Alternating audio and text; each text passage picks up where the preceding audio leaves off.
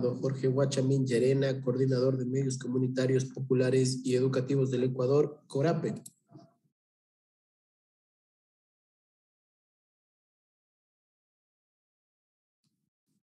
Muchísimas gracias, señores asambleístas, un gusto estar aquí.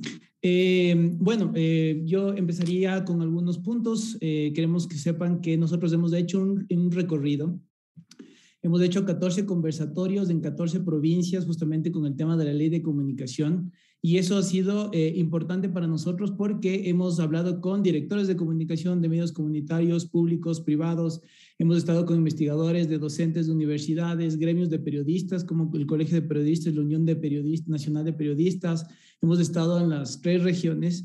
Y esto hemos realizado, y es más, con algunos de algunos asambleístas que están aquí ahora conectados, nos hemos justamente encontrado en estos encuentros donde hemos hablado justamente de la ley de comunicación y lo que realmente la gente en las distintas provincias de Ecuador quiere referente a la ley de comunicación. CORAPE es una organización que tiene trabajando 32 años en el tema de comunicación y pertenecemos también a un frente de comunicación democrática, comunitaria y ciudadana. En relación a esto, me voy a saltar, y bueno, esto nosotros hemos presentado, incluso un informe a la Asamblea. Hemos trabajado con Dina Farindango justamente entregándole todo este levantamiento de información, y también fue socializado con varios asambleístas de diferentes bancadas. A continuación menciono algunos de los puntos que nosotros creemos que no puede estar fuera de la Ley Orgánica de Comunicación en el marco de la distribución de las frecuencias. Primero, que la ley de comunicación no puede ser desfragmentada. Creemos que tiene que ser efectivamente reformada, mejorada en ciertos artículos, pero sin embargo creemos que tiene que estar integrado, ¿no? Lo técnico, los contenidos, el tema de los sectores, tanto los privados, públicos y comunitarios, que formamos un entorno del sistema de comunicación en el Ecuador. Adicional también mencionar que la distribución equitativa de frecuencias, y mencionar que dentro de la propuesta que se menciona, a partir de los artículos consiguientes al 91.5 se establece, se deja tal cual como están los artículos actuales, los cuales no estamos de acuerdo, ya que, por ejemplo, en la redistribución equitativa, que tiene que existir una democratización si hay una distribución equitativa de frecuencias, al mantener hasta el 34%, llegamos que es un 3% nada más se puede llegar y nadie estamos cumpliendo con la ley. Se tiene que garantizar ese 34%. Y para llegar a este 34 tiene que estar explicado y puesto en la ley, y esto es importante porque vemos que si hace falta cómo trabajar ciertos artículos donde detallen cómo hacerlo. Para llegar a este 34, por ejemplo, la desconcentración del espectro radioeléctrico, la asignación de frecuencias que todavía están disponibles, la reversión de las frecuencias obtenidas ilegalmente, y permitir que los medios privados y comunitarios concursen con las mismas frecuencias. Esto se puso en la última modificación de la ley, y eso impidió que, por ejemplo, en Quito, Guayaquil y Cuenca podamos tener medios de comunicación comunitarios, y vamos en contra de justamente una democratización. Adicional, los puntajes que están equivalentes, el 20%, por ejemplo, está ahora el 30% para experiencia, y hay un 20%, por ejemplo, debería estar para que de alguna manera no sean como renovaciones automáticas en los concursos. Dentro de las acciones afirmativas tiene que constar cuáles son las formas de acciones afirmativas. Nos hemos reunido con el Consejo de Regulación y ellos nos decían que es importante que la ley esté escrito cómo hacerlo, no solamente decir que se tienen que hacer acciones afirmativas, sino que justamente detallarlas. Eso es importante que conste en la ley. Las acciones afirmativas deben contemplarse cuáles son dentro del documento, y adicional también a la no concentración de frecuencias. Aquí lamentablemente sí es importante que dentro de las acciones, por ejemplo, con respecto a los pagos y de rebajas o facilidades de pago que debe haber para las concesiones, solamente por conocimiento de todos los asambleístas, cuando uno quiere hacer un concurso y quiere tener una organización, por ejemplo, de mujeres que quiera tener un medio de comunicación, tiene que tener al menos $10,000 para poder, solamente hasta el título habilitante. Entonces, cuando yo concurso, tengo que conseguir a alguien que haga el estudio técnico, que cuesta $2,000, y cuando ya firmo el título habilitante, tengo que pagar de $6,000 a $25,000, dependiendo de la cobertura. Entonces, estas cosas hay que hacerlo porque realmente esto es en contra del tema de los derechos de la libertad de expresión, al no poder tener medios de comunicación como acceso, por lo menos desde el sector comunitario y desde las organizaciones. Y esto da paso a la concentración de frecuencias, porque el que tiene más dinero puede tener frecuencias, y el que no tiene dinero no podemos acceder justamente en estas mismas condiciones. Estamos de acuerdo con el defensor de las audiencias, creemos que es una instancia necesaria. También mencionar que la distribución de frecuencias debe ser priorizado para el sector comunitario hasta lograr esta distribución equitativa. Ya se entregaron en las principales ciudades, casi como Renovación menciono, en el último concurso, no hay espacio ya para estos medios de comunicación comunitarios. Mencionamos también la necesidad de el tema de la adjudicación dentro del porcentaje de medios comunitarios para frecuencias para medios comunitarios, pueblos y nacionales indígenas, afroecuatorianos y montubios. Será directa dependiendo del lugar donde exista la disponibilidad. Ejemplo, Macuma.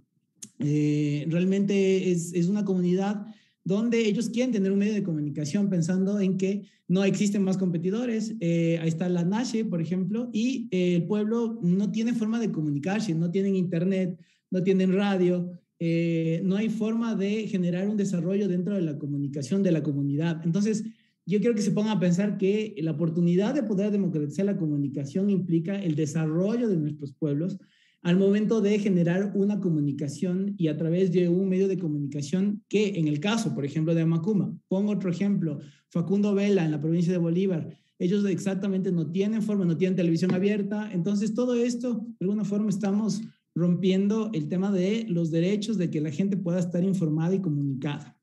Esto cae en el marco de lo que hemos conversado de la distribución. La producción sostenida de contenidos interculturales, es importante también mencionar el tema de la difusión de todos los medios de comunicación. Esto realmente no se ha podido cumplir, por más que esté en el papel, dice efectivamente que es lindo el tema de los derechos colectivos y que todos los medios de comunicación tienen el deber de difundir y contenido que expresen la cosmovisión, cultura y tradiciones. Sin embargo, esto realmente no se cumple, realmente creo que es importante porque por un lado les dicen, bueno, no pueden tener medios de comunicación, ¿no es cierto? Concursen entre comunitarios, tienen que tener $15,000 para poder hacer el título habilitante y por el otro lado, yo no quiero saber de tus contenidos, entonces yo creo que sí es importante también ponernos a pensar en cómo podemos hacer para que incluya el tema de los temas de contenidos interculturales. Creo que es importante que el Consejo de Regulación efectivamente pueda tener más responsabilidad frente a lo que está puesto en la propuesta. Creo que es importante aprovechar lo que el Consejo de Regulación tiene que hacer y eso es justamente tener temas de interculturalidad. A ver, por ejemplo, mecanismos de profesionalización es importantísimo. Nosotros en los recorridos que nos hemos reunido con comunicadores de medios de comunicación privados, públicos y comunitarios, el tema de la profesionalización tiene un 80% no tienen título y de alguna manera nosotros creemos que es importante que eso debería ser el Consejo de Regulación. Si se cumple o no, por ejemplo, la distribución de la publicidad, eso lo hemos conversado actualmente con el Consejo actual y le hemos dicho, miren, o sea, es importantísimo poder velar esa distribución para la sostenibilidad de los medios. Eso debería estar dentro de las obligaciones del Consejo, vincular el concurso de frecuencias, creemos que es importantísimo vincular con el tema de Cordicom, en el tema de la asignación de las frecuencias, por el tema de los planes de comunicación que son importantes que se establezcan. Garantizar la distribución equitativa de los espacios de publicidad, esto creemos que también es importante. Es fácil de pronto hablar desde las principales ciudades y decir, bueno, sí, es que eso no es un asunto nuestro, eso ya depende de las audiencias, pero es unos fondos públicos que creemos que es importante para la misma sostenibilidad de los medios. Entonces, claro, vender publicidad en Runacunapac y Chanahuasi, en Simiatu, en la provincia de Bolívar, no es lo mismo que vender publicidad en una ciudad como Quito, Guayaquil y Cuenca, donde los precios son mucho más altos y está pensado. Entonces, es importante entender las sostenibilidades de los medios de comunicación, es importante poder nosotros resaltar la importancia de una distribución equitativa de la publicidad como tal para la misma sostenibilidad. En el recorrido que nosotros hicimos también es importante mencionar que conversamos mucho del tema de la autorregulación. Está actualmente en la ley la autorregulación, pero la autorregulación no puede ser el único mecanismo que se pueda asegurar en este caso. No ha funcionado. Ustedes mismos, creo que señores asambleístas y señores asambleístas han sido veedores de lo que puede existir, digamos, ¿sí? Creemos que efectivamente, al igual que los medios de comunicación, tienen sus códigos deontológicos, tienen sus normas, pero ¿qué pasa cuando excedemos ese límite que nosotros mismos nos ponemos, ¿no? Entonces creo que es importante mencionar esto y también que bajo ninguna circunstancia en todo el proceso que nosotros tuvimos, alguien estaba a favor de que solo se mantenga la autorregulación. Entonces, efectivamente no es el camino. Es importante una ley que sea clara, que contenga los mecanismos detallados de cómo tiene que ser aplicada. Eso es súper importante, porque efectivamente, ¿qué pasa cuando una radio tiene que cerrar porque no puede sostener?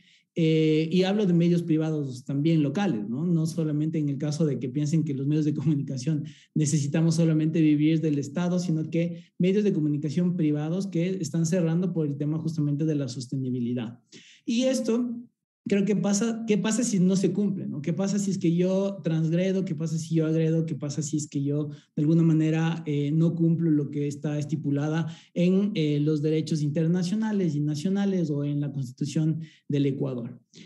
A partir del artículo 25, como les comento, 91.5, pues se mantiene. Creemos que sí es necesario incorporar porque nosotros, vuelvo y repito, hemos conversado justamente con varias bancadas y de las que son proponentes de los proyectos reformatorios a la ley, y vemos que no se está tomando en cuenta y la comisión no ha tomado en cuenta ciertos argumentos que nosotros hemos tomado desde la sociedad civil, organizaciones sociales, medios de comunicación. Entonces, de pronto sí creo que hace falta revisar, escucharnos y poder incorporar ciertos aspectos.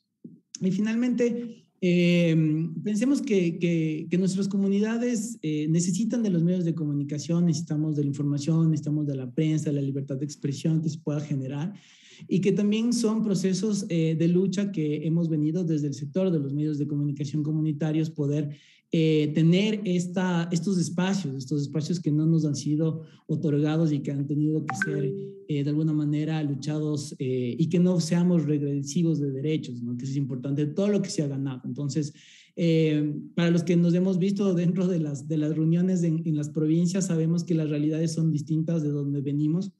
Es fácil a veces desde el escritorio decir qué está bien y qué está mal, pero cuando nosotros vemos la realidad de la necesidad de tener un medio de comunicación que nos permita desarrollar, es distinto.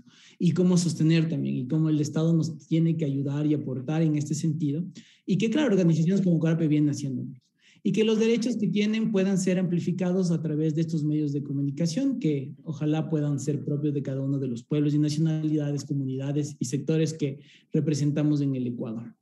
Eso, de mi parte, muchísimas gracias. Cualquier duda estamos atentos. Un gusto. Gracias a Jorge Guachemín por sus aportes. Continúe, señor secretario.